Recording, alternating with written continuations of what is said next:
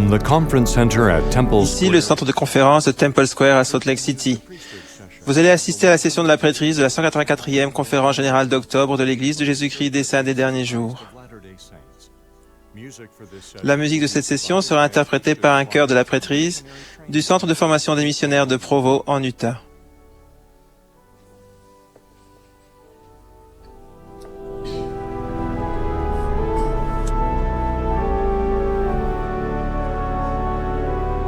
President Henry B. Eyring, first Henry counselor. B. Eyring, premier conseiller à la première présidence de l'Église, dirigera la session de la prêtrise de ce soir.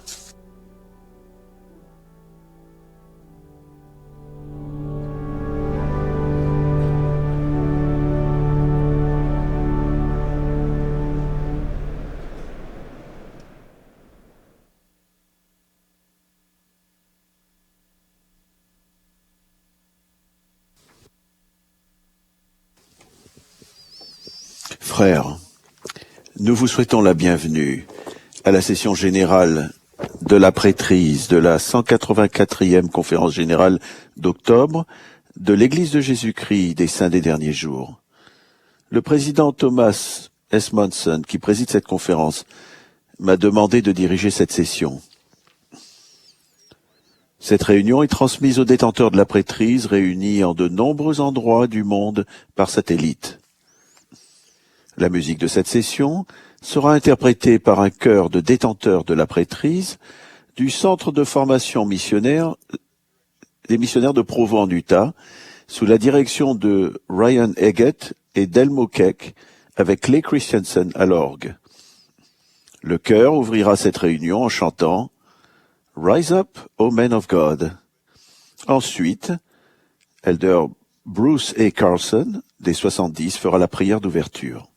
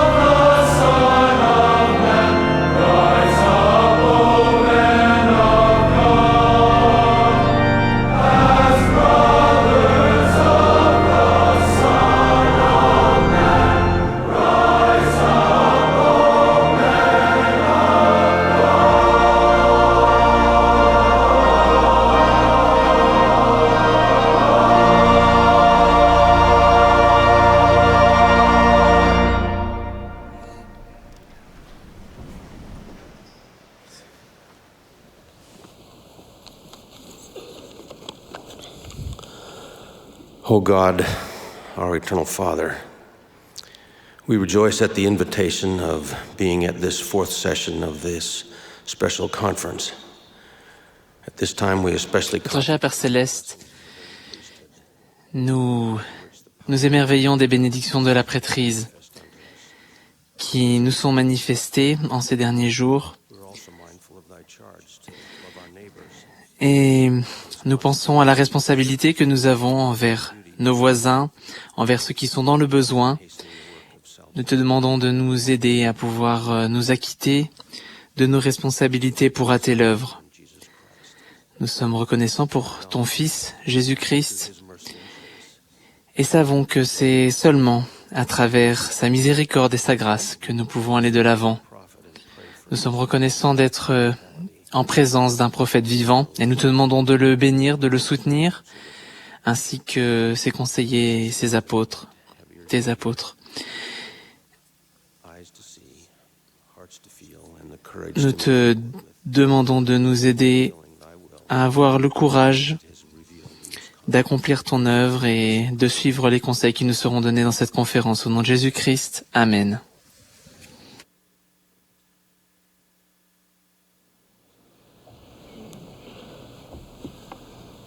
The choir will now favor us with a Le medley. chœur va maintenant interpréter un arrangement de chants missionnaires tiré du livre de chants pour les enfants. Après ce chant, nous aurons le plaisir d'entendre Elder Quentin L. Cook du Collège des 12 Apôtres. Il sera suivi de Craig C. Christensen de la présidence des 70. Dean M. Davis, deuxième conseiller dans l'épiscopat président, s'adressera ensuite à nous.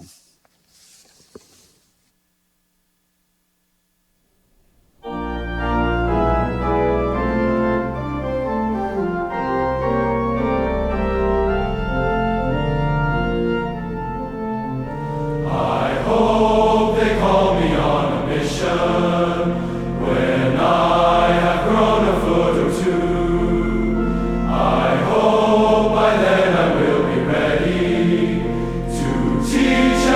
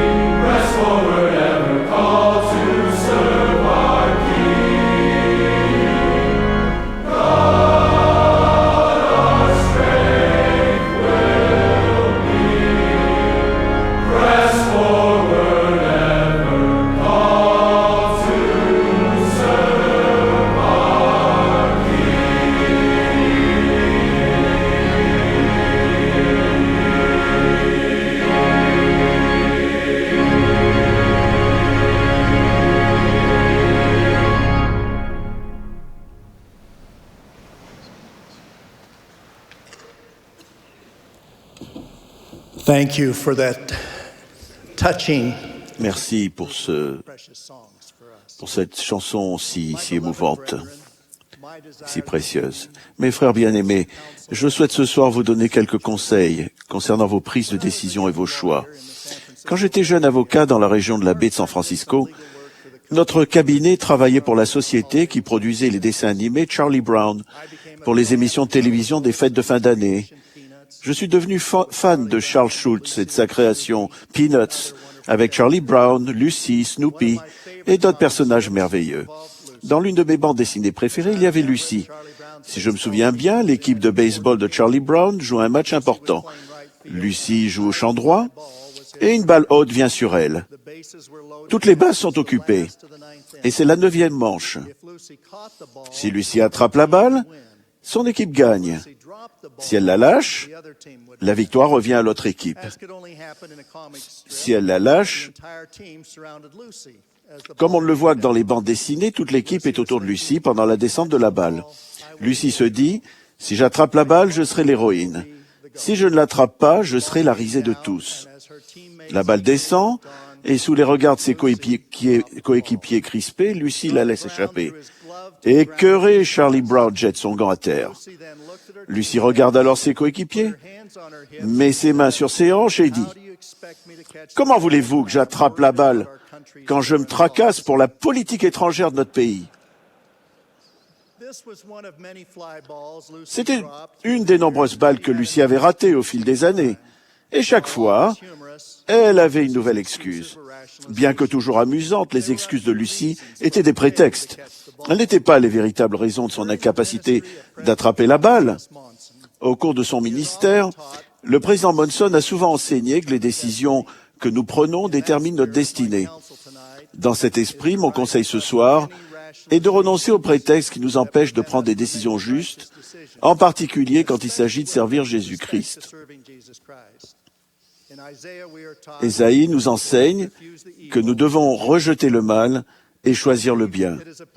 Je crois que c'est particulièrement important à notre époque, où Satan fait rage dans le cœur des hommes, et ce, de tant de manières nouvelles et subtiles, que nous devons veiller à ce que les choix que nous faisons et les décisions que nous prenons soient en accord avec les buts et les objectifs selon lesquels nous professons vivre.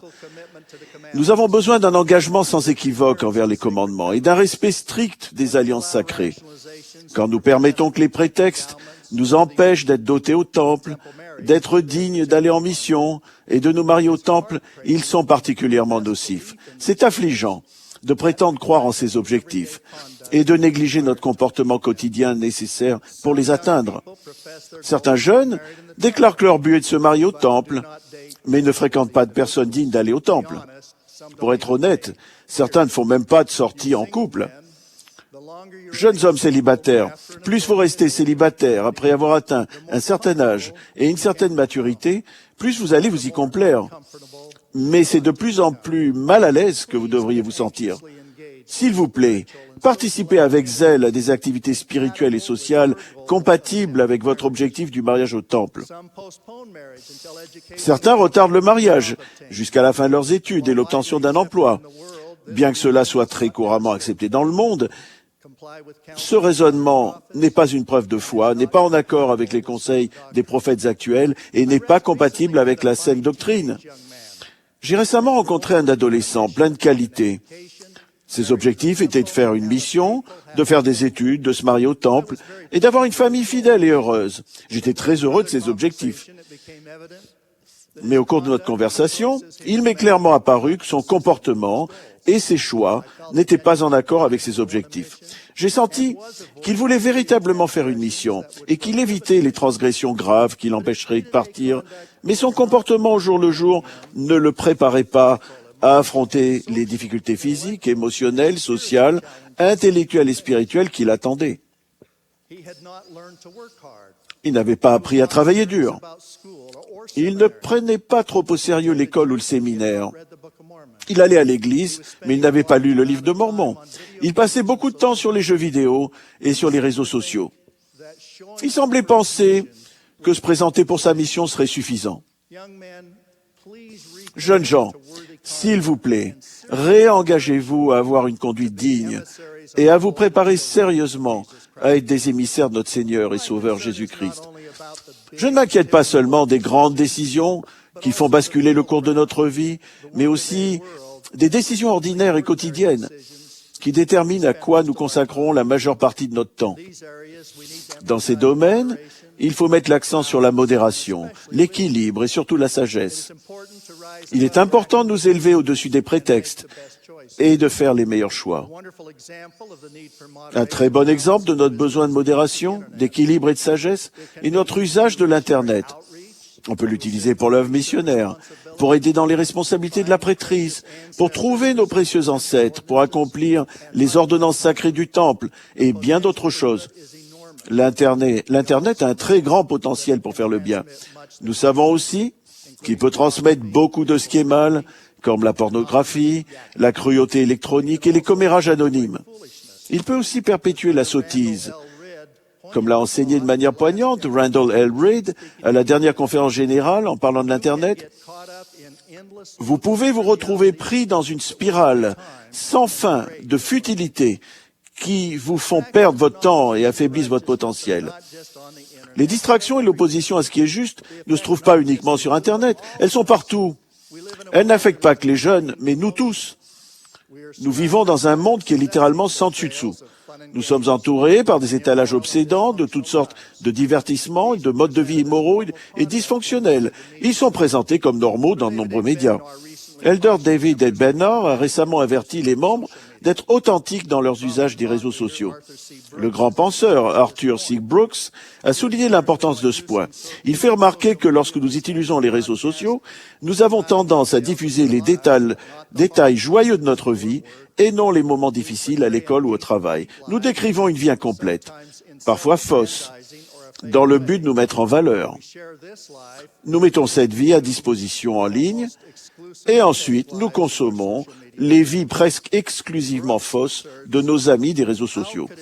Arthur Brooks affirme « Comment cela ne pourrait-il pas vous faire vous sentir plus mal quand vous passez une partie de votre temps à feindre d'être plus heureux que vous ne l'êtes et l'autre partie de votre temps à voir à quel point d'autres ont l'air plus heureux que vous? Parfois, c'est comme si nous nous noyions dans une sottise frivole, un bruit insensé, une querelle continue. Quand nous en baissons le volume et en examinons la substance, il y a très peu de choses qui pourraient nous aider dans nos efforts éternels pour atteindre des objectifs justes. Un père a sagement répondu aux nombreuses demandes de ses enfants de participer à ces distractions. Il leur a simplement demandé « Est-ce que cela fera de vous une meilleure personne ?» Quand nous justifions de mauvais choix, grands ou petits, qui ne sont pas en accord avec l'Évangile rétabli, nous perdons les bénédictions et les protections dont nous avons besoin et sommes souvent pris au piège du péché ou perdons simplement notre chemin. Je suis particulièrement inquiet du manque de bon sens et de l'obsession pour tout ce qui est nouveau. Dans l'Église, nous encourageons et accueillons toutes les sortes de vérités de connaissances. Mais quand la culture, la connaissance et les mœurs sont séparés du plan de bonheur de Dieu et du rôle essentiel de Jésus-Christ, il y a une désintégration inévitable de la société. De nos jours, malgré les acquis sans précédent dans de nombreux domaines, en particulier dans les sciences et la communication, les valeurs essentielles de base se sont érodées et le bonheur et le bien-être dans leur ensemble ont diminué. Quand il fut invité à prendre la parole à l'Aréopage, l'apôtre Paul rencontra certaines des mêmes prétentions intellectuelles et la même absence de véritable sagesse que celle qui existe aujourd'hui. Dans les Actes, nous lisons ce récit. « Or, tous les Athéniens et les étrangers demeurant à Athènes ne passaient leur temps qu'à dire ou à écouter des nouvelles. » Paul mit l'accent sur la résurrection de Jésus-Christ. Quand la foule comprit la nature religieuse de son message, certains se moquèrent de lui. D'autres le rejetèrent simplement en disant « Nous t'entendrons là-dessus notre foi. » Paul quitta Athènes sans obtenir de succès. Le doyen Frédéric Farrar a écrit au sujet de cette visite « Il n'a fondé aucune église à Athènes. Il n'a écrit aucune épître aux Athéniens. Et bien qu'il soit passé souvent dans le voisinage d'Athènes, il n'y a plus jamais mis les pieds. » Dallin H. Oaks, faisant la différence entre bon, mieux et encore mieux, nous donne une manière efficace d'évaluer nos choix et nos priorités. Beaucoup de nos choix ne sont pas intrinsèquement mauvais, mais s'ils absorbent tout notre temps et nous empêchent de faire les meilleurs choix, ils deviennent insidieux. Il faut évaluer même les efforts louables pour savoir s'ils deviennent des distractions qui nous éloignent des meilleurs objectifs. J'ai eu une discussion mémorable avec mon père quand j'étais adolescent. Il pensait que trop peu de jeunes se concentraient ou se préparaient pour d'importants objectifs à long terme, comme obtenir un emploi et subvenir aux besoins de sa famille. De bonnes études et une expérience professionnelle préparatoire ont toujours été les principales priorités recommandées par mon père. Il appréciait le fait que des activités extrascolaires, comme les débats et la représentation des élèves, pourraient avoir un lien direct avec certains de mes objectifs importants. Il était moins sûr de tout le temps que je passais à jouer au football, au basketball, au baseball et à courir. Il reconnaissait que le sport pouvait renforcer physiquement, faire gagner en endurance et améliorer le travail d'équipe, mais affirmait qu'il vaudrait peut-être mieux me concentrer sur un seul sport pendant moins de temps. À ses yeux, le sport était une bonne chose, mais pas la meilleure pour moi. Il s'inquiétait de ce que certains sports visaient à l'acquisition d'une renommée locale aux dépens d'objectifs plus importants à long terme. Compte tenu de cet historique, une des raisons pour lesquelles j'aime le récit de Lucie, jouant au baseball, est qu'aux yeux de mon père, j'aurais dû étudier la politique étrangère et non me soucier d'attraper la balle ou non. Je dois préciser que ma mère a adoré le sport. Seule une hospitalisation lui aurait fait manquer l'un de mes matchs. J'avais décidé de suivre le conseil de mon père et de ne plus faire de sport à l'université. Puis notre entraîneur de football du lycée m'a informé que celui de l'université de Stanford voulait déjeuner avec moi et Merlin Olsen. Les plus jeunes d'entre vous ne connaissent sans doute pas Merlin. C'était l'un des plus incroyables joueurs défensifs du pays, qui jouait dans l'équipe de football du lycée de Logan, où j'étais quarterback, garde ou rattrapeur. Au lycée, Merlin était recruté par la plupart des organisateurs de football du pays. À l'université, il remporta le Outland Trophy comme meilleur homme de ligne intérieure du pays. Il finit par être le 3e choix pour le recrutement dans la Ligue nationale de football et joua 14 saisons successives de coupe professionnelle. Il fut élu au Panthéon des joueurs professionnels en 1982. Nous avons déjeuné avec l'entraîneur de l'équipe de Stanford au restaurant Bluebird à Logan, en Utah. Nous nous sommes serrés la main, après quoi il n'a plus posé les yeux une seule fois sur moi. Il parlait directement avec Merlin et m'ignorait. À la fin du repas, il s'est tourné vers moi pour la première fois, mais ne se souvenait plus de mon nom. Puis il a informé Merlin que s'il choisissait Stanford et voulait m'emmener, cela pourrait probablement s'arranger car j'avais des notes suffisantes. Cette expérience m'a convaincu que je devais suivre le sage conseil de mon père. Mon but n'est pas de vous décourager de faire du sport, ou d'utiliser l'Internet, ou de vous adonner à d'autres activités valables que les jeunes aiment. Ce sont des activités qui nécessitent de la modération, de l'équilibre et de la sagesse. Quand on les pratique avec sagesse, elles enrichissent la vie. Cependant, je vous recommande à tous, jeunes et moins jeunes, de revoir vos objectifs et de vous efforcer de faire preuve de plus de discipline. Notre comportement et nos choix quotidiens devraient être en accord avec nos objectifs. Nous devons nous élever au-dessus des prétextes et des distractions. Il est particulièrement important de faire des choix conformes à nos alliances de servir Jésus-Christ en justice. Nous ne devons pas détourner les yeux, ni laisser échapper la balle pour quelque raison que ce soit. Cette vie est le moment pour se préparer à rencontrer Dieu. Nous sommes un peuple heureux et joyeux. Nous apprécions un bon sens de l'humour et chérissons les moments de détente avec nos amis et notre famille. Mais nous devons être conscients qu'une volonté sérieuse d'avancer doit sous-tendre notre approche de la vie et tous nos choix. Les distractions et les prétextes qui limitent notre progression sont déjà dangereux en soi. Mais quand ils diminuent notre foi en Jésus-Christ et son Église, ils sont tragiques. Ma prière est que notre conduite à nous, l'ensemble des détenteurs de la prêtrise, soit en accord avec les objectifs nobles requis de ceux qui sont au service du Maître. Nous devons nous souvenir en toutes choses qu'être vaillants dans le témoignage de Jésus est le grand test qui sépare le royaume céleste du royaume terrestre. Nous voulons être du côté céleste de cette séparation.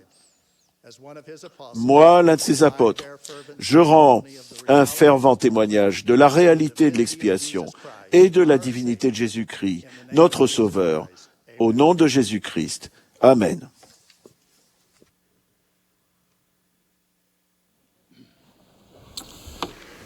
Mes chers frères, nous sommes continuellement inspirés par l'exemple personnel du président Monson et par son service dans la prêtrise. Récemment, on a demandé à plusieurs diacres ce qu'ils admiraient le plus chez le président Monson. L'un d'eux a parlé des jouets que le président Monson a donnés à des amis dans le besoin quand il était enfant. Un autre a mentionné les nombreuses veuves de sa paroisse dont il s'est occupé. Un troisième a indiqué qu'il avait été appelé apôtre très jeune et qu'il avait été une bénédiction pour des personnes du monde entier. Puis, un jeune garçon a dit « Ce que j'admire le plus chez le président Monson, c'est son fort témoignage. » En effet, nous avons tous ressenti le témoignage spécial que notre prophète rend du Sauveur Jésus-Christ et son engagement à toujours suivre l'inspiration de l'Esprit. Chaque fois qu'il raconte une expérience, le président Monson nous invite à vivre plus complètement l'Évangile et à chercher à obtenir, nous aussi, un témoignage et à le fortifier. Souvenez-vous de ce qu'il a dit à cette chaire récemment. Pour que nous soyons forts et résistions à toutes les forces qui nous tirent dans la mauvaise direction, nous devons avoir notre propre témoignage. Que vous ayez 12 ans ou 112 ans, ou n'importe quel âge entre les deux, vous pouvez savoir par vous-même que l'Évangile de Jésus-Christ est vrai. Bien que mon message de ce soir s'adresse à ceux qui sont plus proches des 12 ans que des 112 ans, les principes que j'énonce s'appliquent à tous. En réponse à la déclaration du président Monson, je poserai cette question. Savons-nous tous par nous-mêmes que l'Évangile est vrai? Il faut que nous étudiions et sachions personnellement que l'Évangile est vrai. Pouvons-nous dire avec confiance que notre témoignage est vraiment personnel? Je cite encore le président Monson. « Je maintiens qu'un fort témoignage de notre Sauveur et de son Évangile contribuera à vous protéger du péché et du mal qui vous entoure. Si vous n'avez pas encore de témoignage de ces choses, faites ce qui est nécessaire pour en obtenir un. Il est essentiel que vous ayez votre témoignage, car les témoignages des autres ne vous porteront que jusqu'à un certain point. » La découverte par soi-même de la véracité de l'Évangile de Jésus-Christ peut être une des expériences les plus remarquables et les plus joyeuses de la vie. Peut-être devons-nous commencer par nous reposer sur le témoignage des autres en disant, comme les 2000 jeunes guerriers, que nous ne doutons pas que nos mères le savaient. C'est un bon point de départ. Mais nous ne devons pas nous arrêter là. Pour vivre l'Évangile sans faiblir, le plus important est de recevoir son propre témoignage et de le fortifier. Nous devons être capables de dire comme Alma, « Je sais ces choses par moi-même ». Ce dernier poursuit en demandant, « Et comment selon vous sais-je qu'elles sont certaines? Voici, je vous dis qu'elles me sont révélées par l'Esprit Saint de Dieu. Voici, j'ai jeûné et prié de nombreux jours afin de connaître ces choses par moi-même. Et maintenant, je sais par moi-même qu'elles sont vraies. » Tout comme Alma, Néphi a appris ces choses par lui-même. Après avoir écouté son père parler de ses nombreuses expériences spirituelles, Néphi voulait connaître ce que son père connaissait. C'était plus que de la simple curiosité. Il avait faim et soif de connaissance. Bien qu'extrêmement jeune, il avait le grand désir de connaître les mystères de Dieu. Il désirait ardemment voir et entendre et connaître également ces choses par le pouvoir du Saint-Esprit. Tandis qu'il était assis à méditer dans son cœur, Néphi fut ravi dans l'esprit sur une montagne extrêmement haute, où on lui demanda « Que désires-tu » Sa réponse fut simple « Je désire voir les choses que mon père a vues. » En raison de sa croyance profonde et de ses efforts diligents, Néphi a eu la bénédiction de vivre une expérience merveilleuse. Il a reçu un témoignage de la naissance, de la vie et de la crucifixion du Sauveur Jésus-Christ qui devait venir. Il a vu la parution du livre de Mormon et le rétablissement de l'Évangile dans les derniers jours. Tout cela du fait de son désir sincère de savoir par lui-même. Comme Néphi, Joseph Smith, le prophète, était extrêmement jeune lorsque son esprit fut poussé à réfléchir sérieusement aux vérités spirituelles. Pour Joseph, ce fut une époque de grand malaise, où il était entouré de messages contradictoires et obscurs à propos de la religion. Il voulait savoir quelle église était vraie. Inspiré par ces paroles de la Bible, si quelqu'un d'entre vous manque de sagesse, qu'il la demande à Dieu, il a agi par lui-même pour trouver la réponse. Un beau matin de printemps de l'année 1820, il est entré dans un bosquet et s'y est agenouillé pour prier. En raison de sa foi et de l'œuvre spéciale que Dieu avait en vue pour lui, Joseph a reçu une vision glorieuse du Père, Dieu le Père, et de son Fils Jésus-Christ, et a appris personnellement ce qu'il devait faire. Voyez-vous en l'expérience de Joseph un exemple que vous pourriez suivre pour recevoir ou fortifier votre propre témoignage? Joseph a permis aux Écritures de toucher profondément son cœur. Il a médité profondément leur sujet et les a appliqués à sa propre situation. Puis, il a mis en pratique ce qu'il avait appris. La conséquence glorieuse a été la première vision ainsi que tout ce qui s'en est suivi. Cette Église a été véritablement fondée sur le principe que chacun, y compris un petit paysan de 14 ans, peut demander à Dieu et recevoir une réponse à ses prières. Nous entendons souvent les membres de l'Église dire que leur témoignage de l'Évangile est leur bien le plus précieux. C'est un don sacré de Dieu qui nous parvient par le pouvoir du Saint-Esprit. C'est l'assurance inébranlable et paisible que nous recevons en étudiant, en priant et en vivant l'Évangile. C'est le sentiment que nous recevons du Saint-Esprit qui rend témoignage à notre âme que ce que nous apprenons et faisons est juste. Certaines personnes affirment que soit on a un témoignage, soit on n'en a pas. Tout comme un interrupteur est soit en position marche, soit en position arrêt. En réalité, un témoignage est plus semblable à un arbre qui passe par différentes étapes de croissance. On trouve certains des arbres les plus grands dans le parc national de Redwood dans l'ouest des États-Unis. Lorsqu'on se trouve devant le tronc de ces arbres imposants, il est stupéfiant de penser que chacun provient d'une petite semence. Il en est de même de votre témoignage.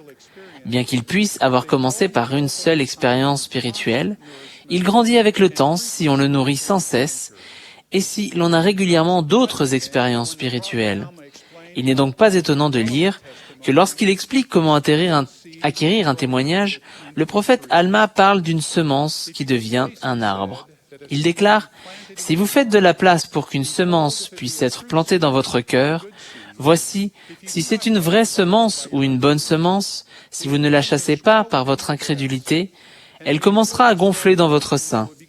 Et lorsque vous sentirez ces mouvements de gonflement, vous commencerez à dire en vous-même « Il faut nécessairement que ce soit une bonne semence » ou que la parole soit bonne, car elle commence à m'épanouir l'âme. Oui, elle commence à m'éclairer l'intelligence et elle commence à m'être délicieuse. Un témoignage commence souvent de cette manière, par des sentiments sacrés qui nous éclairent et nous donnent une assurance et qui nous prouvent que la parole de Dieu est vraie. Cependant, bien qu'ils soient merveilleux, ces sentiments ne sont qu'un début. Vous n'avez pas achevé votre travail qui consiste à faire grandir votre témoignage, tout comme on ne s'arrête pas à la première pousse qui sort du sol quand on s'efforce de faire pousser un séquoia. Si nous ne tenons pas compte de ces premières inspirations spirituelles et les négligeons, si nous ne les nourrissons pas en continuant à étudier les Écritures, en priant et en recherchant d'autres expériences spirituelles, nos sentiments s'estomperont et notre témoignage diminuera. Comme le dit Alma, si vous négligez l'arbre et n'accordez aucune pensée à sa nourriture, voici, il ne prendra pas racine. Et lorsque la chaleur du soleil viendra et le brûlera, parce qu'il n'a pas de racine, il se desséchera et vous l'arracherez et le rejetterez. Dans la plupart des cas, notre témoignage grandira comme un arbre, progressivement, presque imperceptiblement, sous l'effet de nos efforts diligents et de nos soins constants. Alma promet « Mais si vous nourrissez la parole, oui, nourrissez l'arbre lorsqu'il commence à pousser, par votre foi, et avec grande diligence et avec patience, attendant d'en avoir le fruit, il prendra racine. Et voici, ce sera un arbre jaillissant jusque dans la vie éternelle. Mon propre témoignage a pris naissance lorsque j'ai étudié les enseignements que l'on trouve dans le livre de Mormon et médité à leur sujet. Lorsque je me suis agenouillé pour demander humblement à Dieu en prière, le Saint-Esprit a témoigné à mon âme que ce que je lisais était vrai. Ce premier témoignage m'a amené à connaître de nombreuses autres vérités de l'Évangile, car comme le président Monson l'a enseigné, quand nous savons que le livre de Mormon est vrai, il s'ensuit que Joseph Smith était véritablement un prophète et qu'il a vu Dieu, le Père éternel, et son Fils Jésus-Christ. Il s'ensuit que l'Évangile a été rétabli dans ces derniers jours par l'intermédiaire de Joseph Smith, y compris le rétablissement de la prêtrise d'Aaron et de la prêtrise de Melchisédek. Depuis ce jour-là, j'ai eu de nombreuses expériences sacrées avec le Saint-Esprit qui m'ont confirmé que Jésus-Christ est le Sauveur du monde et que son Évangile rétabli est vrai. Comme Alma, je peux dire avec certitude que je sais ces choses par moi-même. Mes jeunes amis, c'est maintenant, aujourd'hui, qu'il faut apprendre par soi-même que l'Évangile est vrai ou avoir confirmation de cette connaissance. Nous avons tous une tâche importante à accomplir.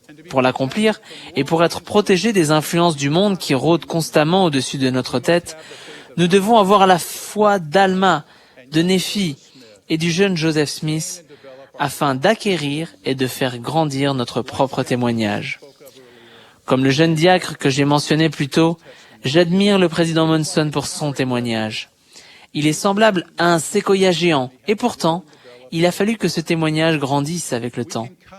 Nous pouvons savoir par nous-mêmes, tout comme le président Monson, que Jésus-Christ est notre Sauveur et le Rédempteur du monde, que Joseph Smith est le prophète du rétablissement, y compris du rétablissement de la prêtrise de Dieu. Nous détenons cette prêtrise. Je prie humblement pour que nous apprenions ces choses et les connaissions par nous-mêmes, au nom de Jésus-Christ. Amen.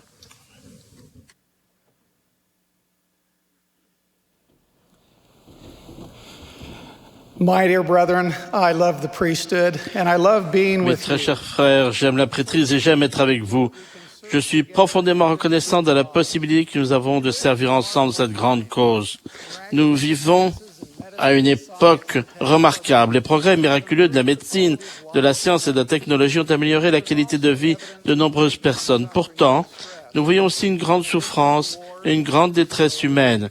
Outre les guerres et les bruits de guerre, l'augmentation des catastrophes naturelles, notamment les inondations, des incendies, des tremblements de terre et des maladies, touchent la vie de millions de personnes à travers le monde. Les dirigeants de l'Église sont attentifs au bien-être des enfants de Dieu du monde entier. Lorsque c'est possible, les ressources d'urgence de l'Église sont distribuées pour aider ceux qui sont dans le besoin. Par exemple, en novembre dernier, le typhon Haiyan a frappé les Philippines. Ce super typhon de catégorie 5 a laissé dans son sillage une destruction et une souffrance considérables. Des villes entières ont été détruites, de nombreuses personnes ont perdu la vie, des millions de maisons ont été sérieusement endommagées ou détruites, et les services de base comme l'eau, les égouts et l'électricité ont cessé de fonctionner. Les ressources de l'Église ont été mises à disposition dès les premières heures qui ont suivi la catastrophe. Les membres de l'Église vivant aux Philippines se sont rassemblés pour porter secours à leurs frères et sœurs, en fournissant de l'eau, des vêtements et des trousses d'hygiène aux membres de l'Église et aux non-membres. Les églises sont devenues des refuges pour des milliers de personnes qui ont perdu leur maison. Sous la direction de la présidence de l'interrégion et des dirigeants locaux de la prêtrise, dont beaucoup avaient perdu tout ce qu'ils possédaient, on a évalué la situation et la sécurité de tous les membres. Des plans inspirés ont commencé à prendre forme pour contribuer à redonner aux membres une autonomie et des conditions de vie acceptables. Des ressources modestes ont été distribuées pour aider les membres de l'Église à reconstruire leurs maisons et leurs abris en bois. Mais cette aide n'était pas gratuite. Les membres ont reçu une formation et ont accompli le travail nécessaire pour eux, puis pour d'autres personnes. Une des bénédictions qui en ont découlé est que les membres, ayant acquis des compétences en charpente, en plomberie et dans d'autres secteurs du bâtiment, ont pu trouver des offres d'emploi importantes dans les villes et les villages voisins qui se reconstruisaient. Prendre soin des pauvres et des nécessiteux est un point de doctrine fondamentale de l'Évangile et un élément essentiel du plan éternel du salut. Avant son ministère terrestre, Jéhovah a déclaré « Il y aura toujours des indigents dans le pays. C'est pourquoi je te donne ce commandement.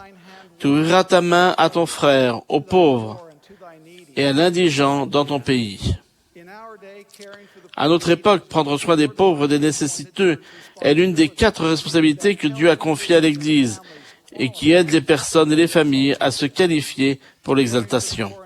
Prendre soin des pauvres et des nécessités concerne aussi bien le salut temporel que le salut spirituel.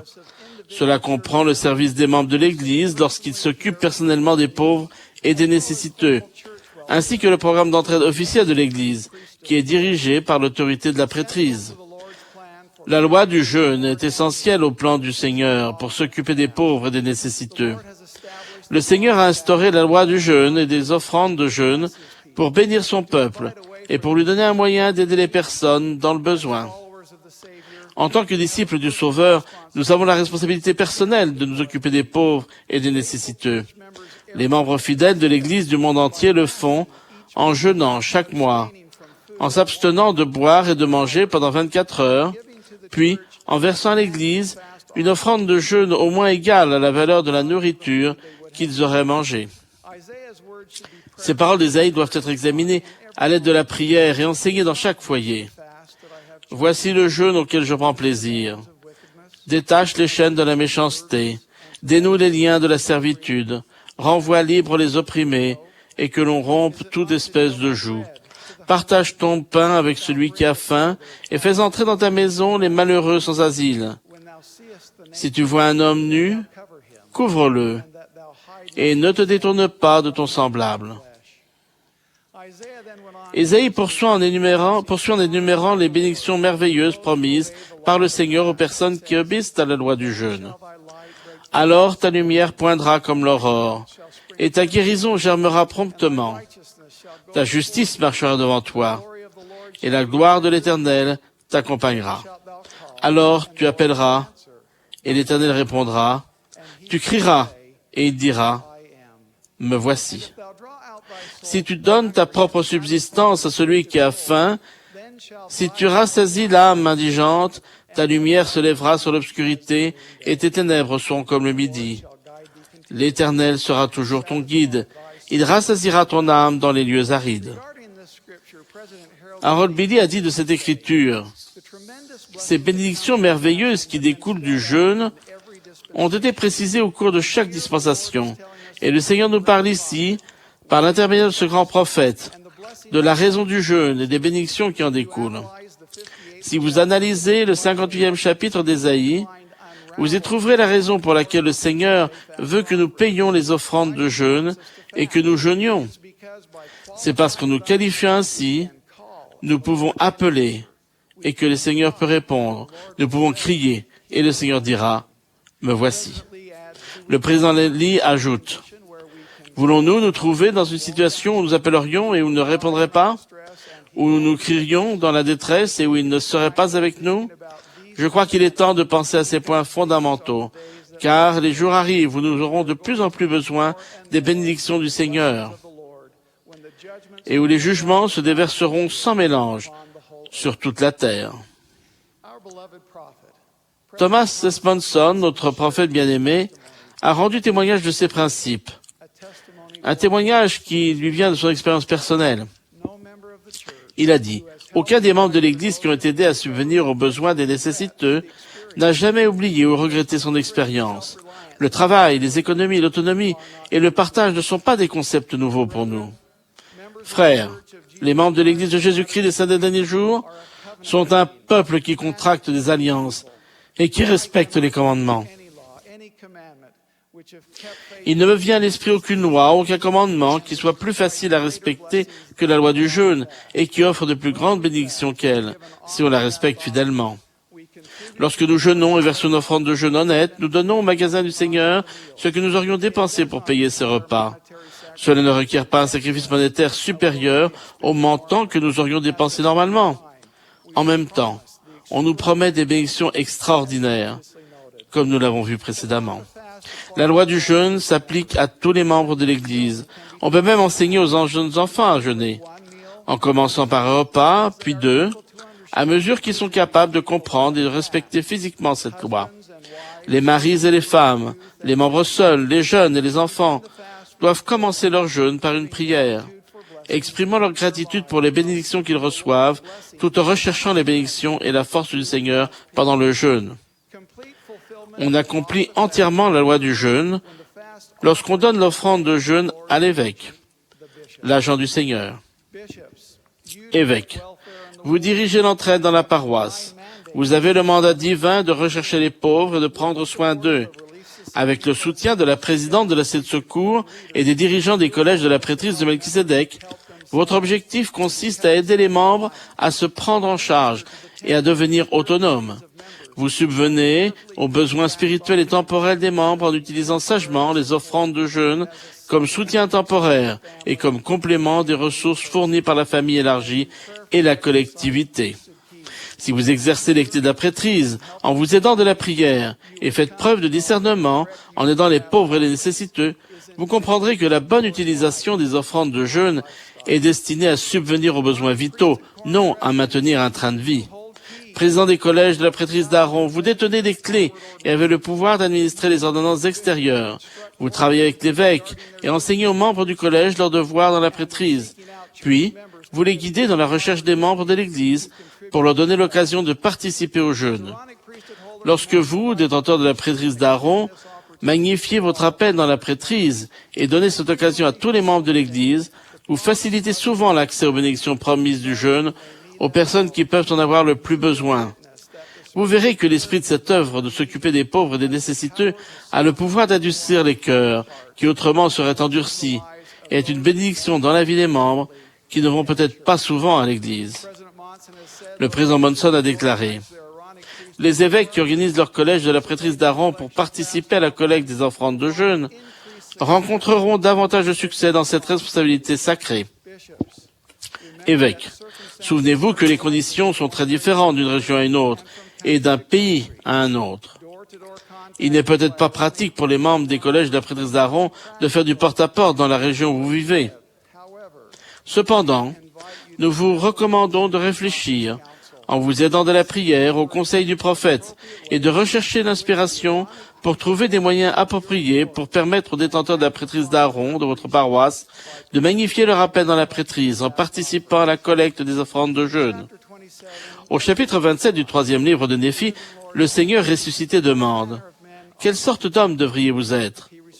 Il répond: « Tel que je suis. » Si nous prenons sur nous le nom du Christ et nous efforçons de le suivre, notre visage sera empreint de son image et nous deviendrons plus semblables à lui. Prendre soin des pauvres et des nécessiteux fait partie intégrante du ministère du Sauveur. Toutes ses actions le reflètent.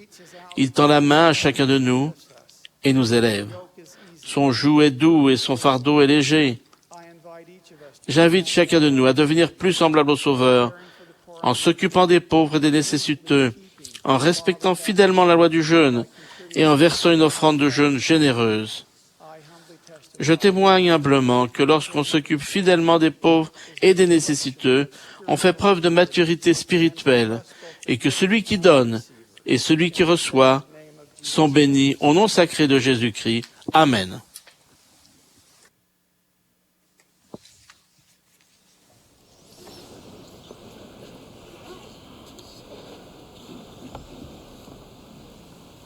The choir and congregation Le chœur et l'assemblée vont maintenant se lever et chanter ensemble: Seigneur, merci pour le prophète. Après le cantique, nous entendrons le président Dieter F. Uhdorf, deuxième conseiller dans la première présidence. J'aurai ensuite l'honneur de m'adresser à vous.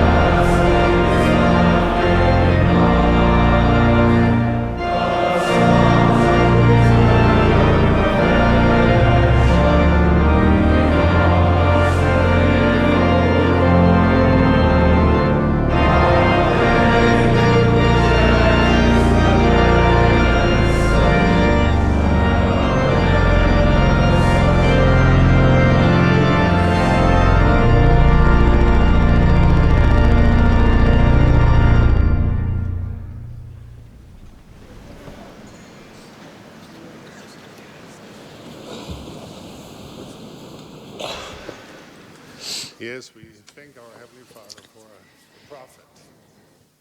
Oui, merci Seigneur pour le prophète. And how we love our president, Tant pour le prophète Joseph Smith que pour notre prophète actuel Thomas Monson. President Monson, praying for the members of the church and especially J'aimerais que vous puissiez entendre le prophète prier pour chacun des membres et chacune des familles, la confiance qu'il a vast audience of faithful. envers chacun d'entre vous et la prêtrise. My dear brethren, it was our beloved Savior's final night. Mes chers frères et sœurs, c'était la dernière nuit de notre Sauveur bien-aimé dans la condition mortelle. Le soir, avant qu'il s'offre en rançon pour toute l'humanité. As he broke bread with his disciples, En rompant le pain avec ses disciples, something that must have filled their hearts il a dit quelque chose qui a dû remplir leur cœur d'un grand émoi et d'une tristesse profonde. Il leur a dit, « L'un de vous me livrera. » didn't question the truth of what he said. Les disciples n'ont pas mis en doute ce qu'il disait. Around, point to someone Ils n'ont pas non plus regardé autour d'eux, désigné quelqu'un d'autre et demandé « Est-ce que c'est lui ?» Au contraire, powerful, ils ont été profondément attristés et chacun s'est mis à lui dire « Est-ce moi, Seigneur ?» I wonder what Je me demande ce que ferait chacun de nous that question si le Sauveur nous posait cette question. would we look Regarderions-nous les personnes autour de nous et dirions-nous dans notre fort intérieur « Il parle probablement de frère Johnson. J'ai toujours eu des doutes à son sujet. » Ou Brother Brown « Je suis content que frère Untel soit là. Il a vraiment besoin d'entendre ça. » or would we Ou like those disciples of old tournerions-nous le regard vers nous-mêmes comme ces disciples d'autrefois et poserions-nous cette question perçante is it « I? Est-ce moi ?» In these simple words, Lord, Ces quelques mots I, « Est-ce moi, Seigneur ?» beginning of wisdom marquent le début de la sagesse to personal et du chemin de la conversion personnelle lasting change. et d'un changement durable. Once there was a man who enjoyed taking evening walks around his Un homme aimait se promener le soir dans son quartier. looked forward to Il aimait particulièrement passer devant la maison de son voisin. this neighbor kept his Ce voisin entretenait sa pelouse à la perfection. flowers always Les fleurs étaient toujours épanouies et les arbres étaient bien portants et offraient de l'ombre. Il était évident que ce voisin faisait tout ce qu'il pouvait pour avoir une belle pelouse. walking past his neighbor's Mais un jour, alors qu'il passait devant la maison de son voisin, l'homme remarqua, au beau milieu de la pelouse, un unique énorme pissenlit jaune. place that it surprised him. Il semblait si peu à sa place que cela le surprit. Pourquoi son voisin ne l'arrachait-il pas? Ne le voyait-il pas? Dandelion could Ne savait-il pas que ce pissenlit pouvait répandre des graines qui en feraient naître des dizaines d'autres? this solitary dandelion bothered him beyond Ce pissenlit solitaire le perturbait au-delà de toute mesure, et il voulait faire quelque chose. Devait-il l'arracher ou le vaporiser avec un désherbant? if he went under cover Peut-être que s'il venait de nuit, il pourrait l'enlever incognito. these thoughts Ces pensées occupied his mind. hantaient son esprit sur le chemin du retour. He entered his house Il rentra chez lui sans même jeter un regard à son propre gazon, qui était lui couvert de centaines de pissenlits jaunes. Does this story remind us of the world's Cette histoire of the Savior? nous rappelle-t-elle les paroles du Sauveur? Why beholdest thou Pourquoi vois-tu la paille qui est dans l'œil de ton frère considerest et n'aperçois-tu pas la poutre qui est dans ton œil? first cast out the beam Ôte premièrement la poutre de ton œil, and then et alors see clearly tu verras comment ôter la paille de l'œil de ton frère. thy brother's eye. This business of being Cette affaire de poutre et de paille semble avoir un lien étroit avec notre incapacité à nous voir nous-mêmes clairement. I'm not sure why we're Je ne sais pas comment il se fait que nous sachions si bien déceler les problèmes des autres et y proposer des remèdes, alors que nous avons souvent tant de mal à voir les nôtres. some years ago there was a news Il y a quelques années, On a raconté aux informations l'histoire d'un homme qui croyait que s'il se frottait le visage avec du jus de citron, cela le rendrait invisible aux caméras. Il s'est donc barbouillé le visage avec du jus de citron, puis il est allé dévaliser 2 banques. Il a été arrêté peu après, quand son portrait a été diffusé aux informations du soir. Quand la police lui a montré les vidéos prises de lui par les caméras de sécurité, il n'en croyait pas ses yeux. Il s'est exclamé « Mais j'avais du jus de citron sur le visage !» Quand un scientifique de l'université Cornell a entendu parler de cette histoire, il a été intrigué de voir qu'un homme pouvait être aussi ignorant de sa propre incompétence. Pour savoir s'il s'agissait d'un problème général, 2 chercheurs ont invité des étudiants à participer à une série de tests portant sur des compétences pratiques, puis ils leur ont demandé d'évaluer leur performance. Les étudiants qui avaient le moins bien réussi étaient le moins capables d'évaluer leurs résultats avec justesse. Certains d'entre eux s'attribuaient une note 5 fois plus élevée que leur note réelle. Cette étude a été reproduite de nombreuses manières et a abouti sans cesse à la même conclusion. Beaucoup d'entre nous ont du mal à se voir comme ils sont réellement. Et même des gens qui ont de bons résultats les surestiment et sous-estiment ceux des autres. Cela n'a peut-être pas grande importance si nous surestimons la qualité de notre conduite en voiture ou la distance à laquelle nous pouvons envoyer une balle de golf.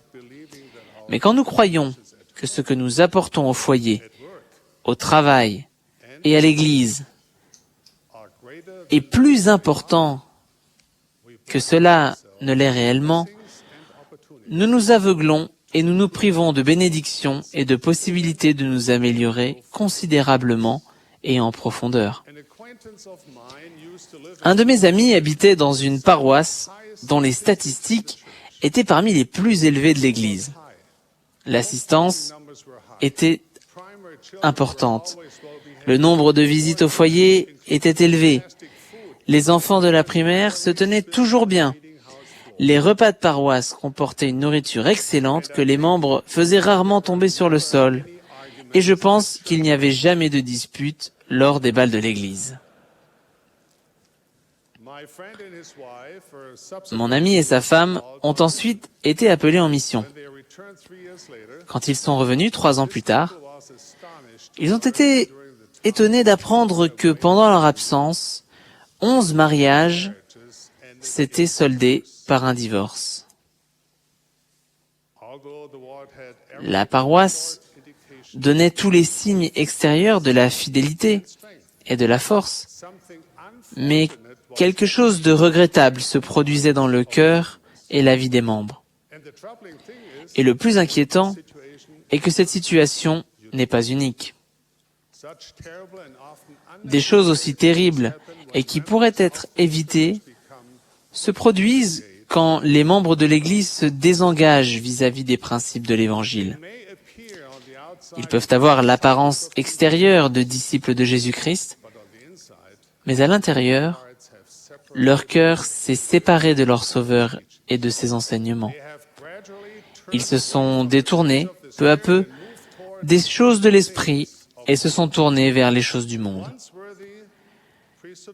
Des détenteurs de la prêtrise, auparavant fidèles, commencent à se dire que l'Église est une bonne chose pour les femmes et les enfants, mais pas pour eux. Ou bien, certains sont convaincus que leur emploi du temps chargé ou leur situation particulière les exempte des actes quotidiens de dévotion et de service qui les maintiendraient proches de l'esprit.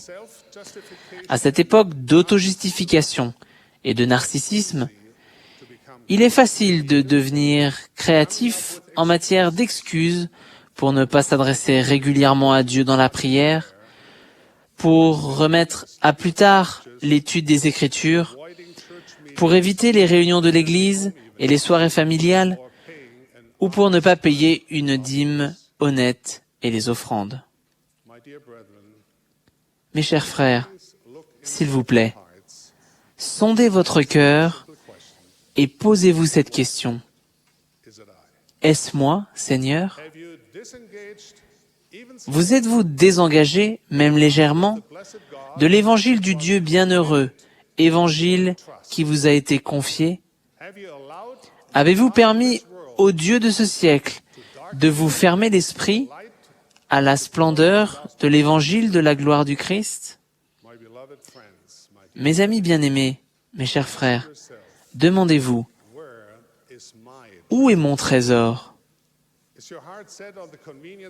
Votre cœur est-il attaché aux choses faciles de ce monde? Ou est-il concentré sur le diligent Jésus-Christ? Car là où est ton trésor, là aussi sera ton cœur. L'Esprit de Dieu demeure-t-il dans votre cœur? Êtes-vous enraciné et fondé dans l'amour de Dieu et de vos semblables? Consacrez-vous suffisamment de temps et de créativité au bonheur de votre mariage et de votre famille? Consacrez-vous votre énergie au but sublime de comprendre et de vivre la largeur, la longueur, la profondeur et la hauteur de l'évangile rétabli de Jésus-Christ? Frères, si votre plus grand désir est de cultiver les vertus chrétiennes que sont la foi, la vertu, la connaissance, la tempérance, la patience, la bonté fraternelle, la piété, la charité, l'humilité, le service, notre Père céleste fera de vous un instrument entre ses mains pour le salut de beaucoup d'âmes. Frères, aucun de nous n'aime admettre qu'il est en train de dériver de la bonne trajectoire. Souvent, nous évitons de nous livrer à l'introspection et de voir en face nos faiblesses, nos limitations et nos peurs. En conséquence, quand nous examinons notre vie, nous regardons à travers le filtre de nos préjugés, de nos excuses et des histoires que nous nous racontons pour justifier nos pensées et nos actions indignes. Mais il est essentiel à notre progression et à notre bien-être spirituel que nous soyons capables de nous voir clairement. Si nos faiblesses et nos manquements restent tapis dans l'ombre, le pouvoir rédempteur du Sauveur ne peut pas y remédier et en faire des points forts. Paradoxalement, notre aveuglement à l'égard de nos faiblesses humaines nous rendra aussi aveugles au potentiel divin que notre Père aspire à nourrir en chacun de nous. Alors, comment pouvons-nous faire briller la lumière pure de la vérité de Dieu en notre âme et nous voir comme il nous voit? J'aimais l'idée que les saintes Écritures et les discours donnés lors des conférences générales sont un miroir efficace dans lequel nous pouvons nous examiner. Quand vous entendez ou lisez les paroles des prophètes anciens et modernes, abstenez-vous de penser qu'elles s'appliquent à quelqu'un d'autre et posez-vous cette simple question. Est-ce moi, Seigneur? Nous devons nous adresser à notre Père éternel, le cœur brisé et l'esprit disposé à être instruit. Nous devons être disposés à apprendre et à changer. Et combien nous avons à gagner en nous engageant à mener le genre de vie que notre Père céleste veut pour nous. Il est probable que les personnes qui ne souhaitent pas apprendre et changer ne le feront pas. Et commenceront vraisemblablement à se demander si l'Église a quelque chose à leur offrir. Mais celles qui veulent s'améliorer et progresser, celles qui apprennent du Sauveur et désirent être semblables à lui, celles qui s'humilient comme un petit enfant et s'efforcent d'harmoniser leurs pensées et leurs actions avec la volonté de notre Père céleste, vivront le miracle de l'expiation du Sauveur. Elles seront assurées de ressentir l'esprit resplendissant de Dieu. Elles goûteront la joie indescriptible, qui est le fruit d'un cœur doux et humble. Elles recevront le désir et la discipline nécessaires pour devenir un vrai disciple de Jésus-Christ. Au cours de ma vie, j'ai eu l'occasion de côtoyer certains des hommes et des femmes les plus compétents et les plus intelligents de ce monde. Quand j'étais plus jeune, j'étais impressionné par les personnes cultivées, accomplies, reconnues et acclamées par le monde. Mais les années passant, je me suis finalement rendu compte que je suis beaucoup plus impressionné par les âmes merveilleuses et bénies qui sont vraiment bonnes et dénuées de tromperie. Et n'est-ce pas là tout l'objet de l'Évangile et ce qu'il fait pour nous? C'est la bonne nouvelle et il nous aide à devenir bons. Ces paroles de l'apôtre Jacques s'appliquent à nous aujourd'hui. Dieu résiste aux orgueilleux, mais il fait grâce aux humbles. Humiliez-vous devant le Seigneur, et il vous élèvera. Frères, nous devons mettre de côté notre orgueil, voir au-delà de notre vanité, et demander avec humilité, « Est-ce moi, Seigneur ?» Et si le Seigneur répond, « Oui, mon fils, il y a des choses que tu dois améliorer, des choses que je peux t'aider à surmonter. » Je prie pour que nous acceptions cette réponse. Reconnaissions humblement nos péchés et nos manquements, et changions nos habitudes en devenant un meilleur mari, un meilleur père et un meilleur fils. Puissions-nous dorénavant chercher de tout notre pouvoir à marcher constamment sur le chemin béni du Sauveur, car avoir une perception claire de soi est le début de la sagesse. Si nous le faisons, notre Dieu qui est généreux nous conduira par la main. Nous serons rendus forts et serons bénis d'en haut. Mes très chers amis, le premier pas sur ce chemin merveilleux et épanouissant du vrai disciple consiste à nous poser cette simple question: est-ce moi, Seigneur? J'en témoigne et je vous donne ma bénédiction.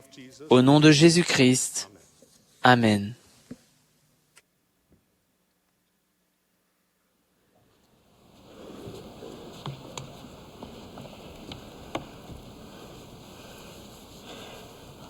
I am grateful to be gathered with the priesthood of Je suis God. reconnaissant d'être en réunion avec la prêtrise de Dieu, qui est rassemblée à travers le monde. Je vous remercie de votre foi, de votre service et de vos prières. Mon message ce soir porte sur la prêtrise d'Aaron. Il s'adresse à toutes les personnes parmi nous qui participent à l'accomplissement des promesses du Seigneur, à ceux qui détiennent ce que les Écritures appellent la moindre prêtrise. On l'appelle aussi prêtrise préparatoire. Et c'est de cette magnifique préparation que je vais parler ce soir. Le plan du Seigneur pour son œuvre est rempli de préparation. Il a préparé la terre pour que nous puissions faire l'expérience des épreuves et les possibilités de la condition mortelle. Pendant que nous sommes ici, nous sommes dans ce que les Écritures appellent un état préparatoire. Le prophète Alma décrit l'importance cruciale de cette préparation pour la vie éternelle, au cours de laquelle nous pourrons vivre pour toujours avec notre famille en présence de Dieu le Père et de Jésus-Christ. Il a expliqué le besoin de préparation de cette manière. Je cite, « Et nous voyons que la mort s'abat sur l'humanité. Oui, la mort dont a parlé Amulek, qui est la mort temporelle. Néanmoins, un temps a été accordé à l'homme pour se repentir. C'est pourquoi cette vie est devenue un état probatoire, un temps pour se préparer à rencontrer Dieu, un temps pour se préparer pour cet état sans fin dont nous avons parlé, qui suit la résurrection des morts. Tout comme le temps qui nous est imparti pour vivre dans la condition mortelle nous prépare à rencontrer Dieu, de même, le temps qui nous est donné pour servir dans la prêtrise d'Aaron est l'occasion de nous préparer à apprendre comment apporter une aide cruciale à d'autres. Tout comme il nous donne l'aide nécessaire pour surmonter les épreuves de la vie sur terre, de même le Seigneur nous envoie de l'aide dans notre préparation dans la prêtrise. Mon message s'adresse aussi bien aux hommes que le Seigneur a envoyés pour aider à la préparation dans la prêtrise qu'aux détenteurs de la prêtrise d'Aaron. Je m'adresse aux pères, je m'adresse aux évêques, et je m'adresse aux détenteurs de la prêtrise de Melchisédek, à qui est confiée la tâche d'être compagnons et instructeurs de jeunes gens qui se préparent pour la prêtrise. Je loue et remercie beaucoup d'entre vous, à travers le monde et à travers le temps. Je ferais preuve de négligence si je ne parlais pas d'un président de branche et d'un évêque de ma jeunesse. Je suis devenu diacre à l'âge de 12 ans, dans une petite branche de l'Est des États-Unis. La branche était si petite que mon frère et moi étions les seuls détenteurs de la prêtrise d'Aaron, jusqu'à ce que mon père, qui était le président de branche, invite un homme d'âge mûr à se joindre à l'Église. Le nouveau converti reçut la prêtrise d'Aaron et par la même occasion l'appel de veiller sur la prêtrise d'Aaron. Je m'en souviens comme si c'était hier. Je me souviens des belles feuilles d'automne quand ce nouveau converti nous accompagnait, mon frère et moi, pour faire quelque chose pour une veuve. Je ne me souviens plus du projet, mais je me rappelle avoir senti que le pouvoir de la prêtrise nous accompagnait, tandis que nous faisions ce que j'ai plus tard appris que le Seigneur avait dit que nous devions faire pour recevoir le pardon de nos péchés et nous préparer à le voir. Quand j'y repense aujourd'hui, je suis reconnaissant envers le président de branche qui a appelé un nouveau converti à aider le Seigneur à préparer 2 garçons qui deviendraient plus tard à leur tour des évêques, chargés de prendre soin des pauvres et des nécessiteux, et de présider la prêtrise préparatoire également. J'étais toujours diacre quand notre famille est allée s'installer dans une grande paroisse d'Utah. C'était la première fois que je ressentais le pouvoir d'un collège complet de la prêtrise d'Aaron.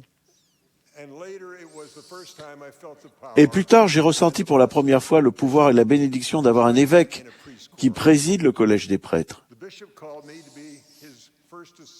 L'évêque m'a appelé comme premier assistant dans le collège des prêtres. Je me souviens qu'il instruisait lui-même le collège, malgré toutes ses occupations, et avec d'autres frères doués qui auraient pu être appelés. Il avait placé les chaises de la classe en cercle. Il me faisait m'asseoir à sa droite. Je pouvais regarder par-dessus son épaule pendant qu'il enseignait. Il regardait parfois les notes, soigneusement dactylographiées, dans un petit classeur en cuir, placé sur son genou, et les écritures usées et marquées, ouvertes sur son autre genou. Je me souviens de l'excitation quand il racontait les récits de bravoure du livre de Daniel et son témoignage du Sauveur, le Seigneur Jésus-Christ. Je me rappellerai toujours comment le Seigneur appelle des compagnons bien choisis pour ses détenteurs de la prêtrise en cours de préparation. Mon évêque avait des conseillers d'une grande puissance spirituelle, et pour des raisons que je ne comprenais pas à l'époque, il m'avait appelé plus d'une fois chez moi pour me dire « Hal, j'ai besoin de toi comme compagnon de visite. »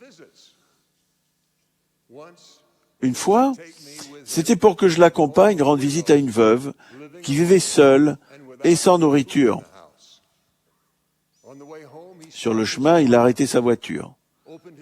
a ouvert ses Écritures et m'a expliqué pourquoi il avait traité cette veuve comme si elle avait non seulement la capacité de prendre soin d'elle-même, mais aussi celle d'en aider un jour d'autres. Nous avons rendu une autre visite à un homme qui ne venait plus à l'église depuis longtemps.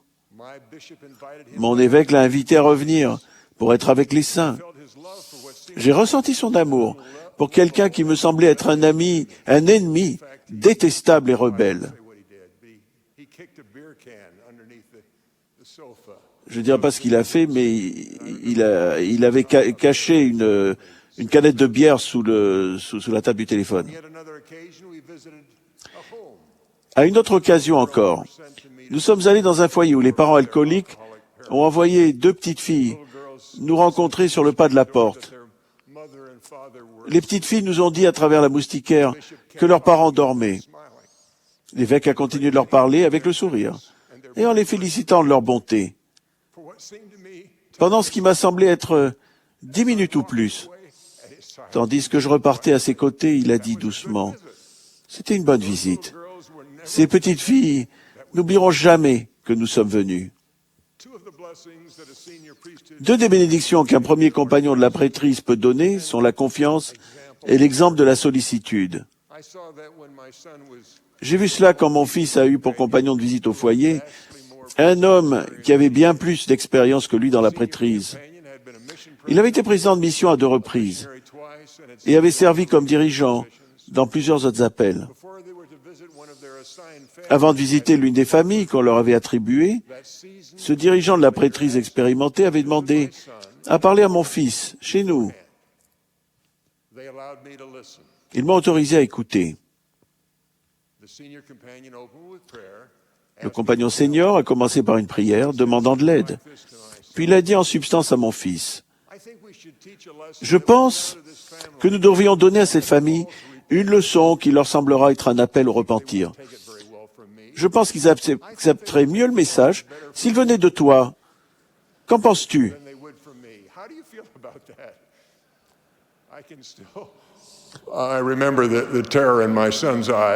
Je peux encore ressentir la terreur dans les yeux de mon fils lorsque mon fils a accepté cette preuve de confiance.